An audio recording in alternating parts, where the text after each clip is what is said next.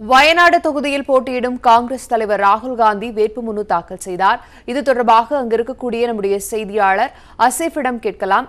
அசீஃப், இன்றைய தினம் ராகுல் காந்தி கேரளாவின் வயநாடு பகுதியில் வேட்புமனுவை தாக்கல் செய்திருக்கிறார். அங்கு இருக்கக்கூடிய பொதுமக்களுடைய ஆரவாரம் எப்படி இருக்கிறது? தொண்டர்கள் எந்த அளவிற்கு வந்திருக்கிறார்கள்? விவரங்கள் என்ன? பதிவு செய்யலாம்.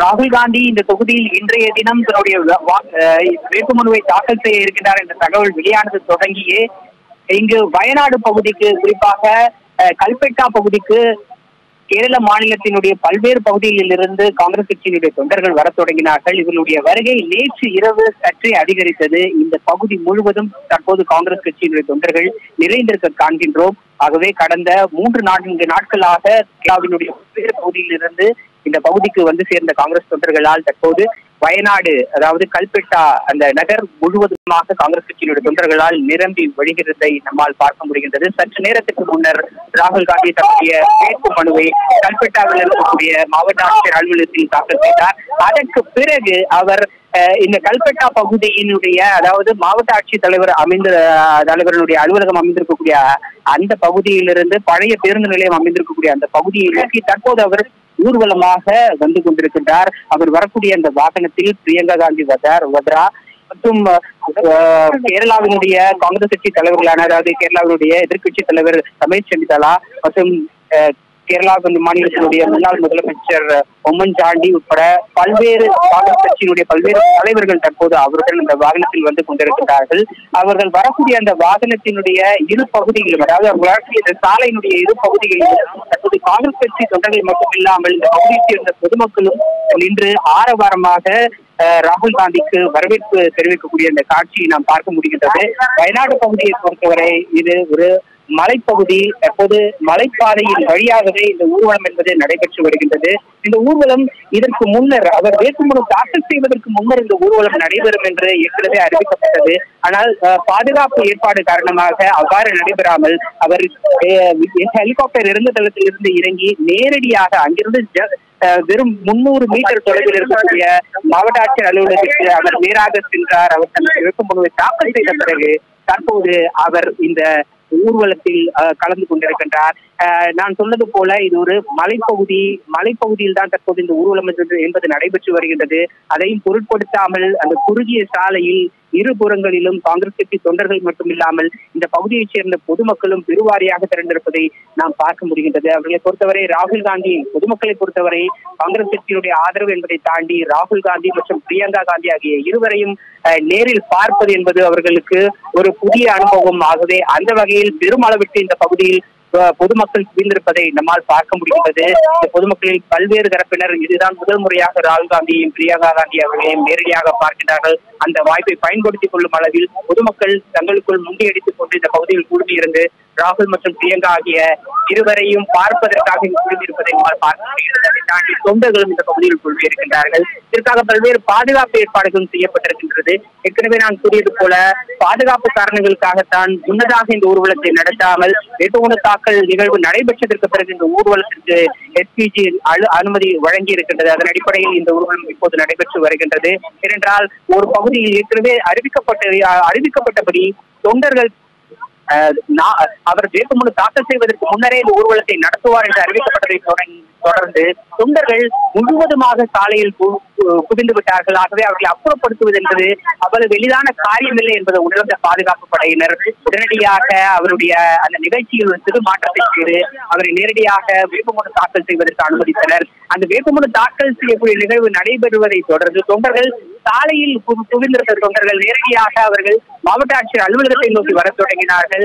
அங்கு அவர்கள் ஒருபுறமாக குடும்பம் தொடங்கியதை தொடர்ந்து ஓரளவிற்கு இந்த சாலை பகுதியில் தொண்டர்களுடைய எண்ணிக்கை குறைந்தது. நிச்சயமாக அசீப், அங்கு எந்த அளவிற்கு பொதுமக்கள் கூடியிருக்கிறார்கள், அங்கு தொண்டர்களுடைய ஆரவாரம் எந்த அளவுக்கு இருக்கிறது என்பது தொடர்பான விவரங்களை பகிர்ந்துள்ளீர்கள். அதுபோல வயநாடு தொகுதியில் ராகுல் காந்தி இடதுசாரிகளுக்கு எதிராக களம் காண இருக்கிறார். அந்த பகுதியை பொறுத்தவரைக்கும் ஏராளமான ஏன் வயநாடில் போட்டியிடுகிறீர்கள் என்ற கேள்வி அவரிடம் முன்வைக்கப்பட்ட போது தென் மாநிலங்கள் வட மாநிலங்களையும் சமமாக நடத்துவதில்லை, எனவே அவர்களுடன் இருக்கிறேன் என்பதை காட்டுவதற்காகவே அந்த பகுதியில் போட்டியிடுவதாக தெரிவித்திருந்தார். இந்த நிலையில் அங்கிருக்கக்கூடிய அவர்களுடைய வாக்கு வங்கி என்பது எவ்வளவு பலமாக இருக்கிறது, அது குறித்தான விவரங்களையும் பதிவு செய்யலாம்.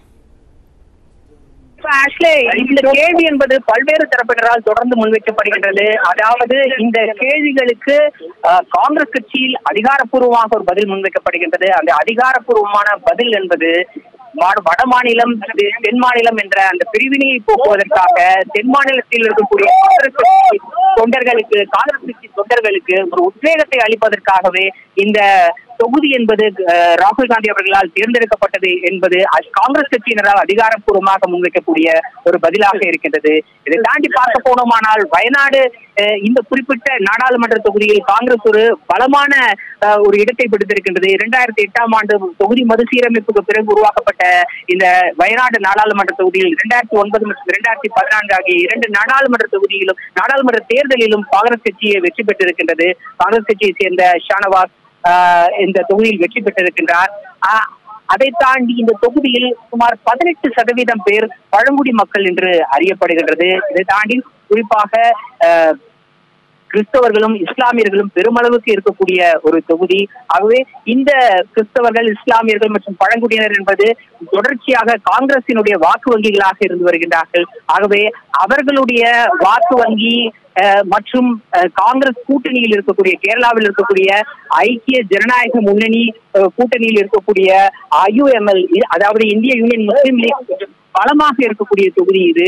ஆகவே இவற்றை எல்லாம் கருத்தில் கொண்டுதான் ஏற்கனவே பெற்ற 2 வெற்றி, அதோடு பழங்குடி மக்கள், சிறுபான்மையினர் மற்றும் இந்திய யூனியன் முஸ்லிம் லீக்கு இருக்கக்கூடிய வாக்கு வங்கி, இவற்றை எல்லாம் கருத்தில் கொண்டுதான் எளிதில் வெற்றி பெறக்கூடிய ஒரு தொகுதியாக எண்ணி இந்த தொகுதியில் கட்சி அதாவது ராகுல் காந்தி போட்டியிடுவதற்கு முடிவு செய்யப்பட்டார், தேர்ந்தெடுக்கப்பட்டார், அதாவது இந்த தொகுதியை தேர்ந்தெடுத்தார் என்ற கருத்து முன்வைக்கப்படுகின்றது. மற்றொரு புறத்தை பொறுத்தவரை இங்கு நேரடியாக களத்தில் பாரதிய ஜனதாவினுடைய வேட்பாளர் கிடையாது. ஏனென்றால் கேரளாவை பொறுத்தவரை கேரளாவில் பாரதிய ஜனதா கூட்டணியில் இருக்கக்கூடிய கட்சியான பாரதிய ஜனசங் என்ற ஒரு கட்சியினுடைய தலைவர் இந்த இடத்தில் ராகுல் காந்திக்கு எதிராக போட்டியிடுகின்றார். அதாவது பாரதிய ஜனதா வேட்பாளர் நேரடியாக களம் காணாத ஒரு தொகுதியை ஏன் ராகுல் காந்தியை தேர்ந்தெடுத்தார் என்ற குற்றச்சாட்டும் கூட பாரதிய ஜனதா தரப்பில் முன்வைக்கப்படுகின்றது. பாரதிய ஜனதா மற்றொரு கருத்தை முன்வைக்கின்றது.